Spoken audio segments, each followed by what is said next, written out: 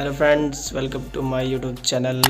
और आज की वीडियो में हम आपके लिए लेकर आ रहे हैं ये कैसेट एसी है 4 वे। इसमें वाइब्रेशन का नॉइज़ था और ये मॉडल सीरियल है। इसमें वाइब्रेशन की नॉइज़ थी कि कस्टमर को रिक्वायरमेंट थी कि ये वाइब्रेशन क्यों हो रही है, इसमें नॉइज़ क्यों आ रही है। तो इसमें चेक किया था तो इसमें जो ड्रेन पंप है, पूरी कैसेट खोलने के बाद ये जो ड्रेन पंप है इसकी बुश कटी हुई थी। जो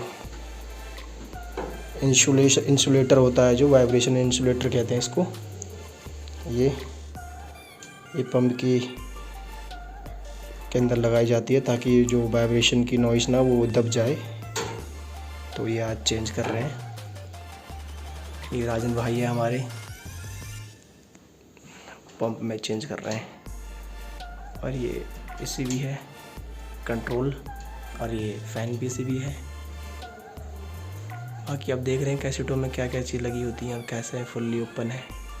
तो ज़्यादा से ज़्यादा लाइक शेयर कमेंट ज़रूर करें, और जो चैनल पर नए हैं वो सब्सक्राइब और बेल आइकन का बटन ज़रूर दबाएं।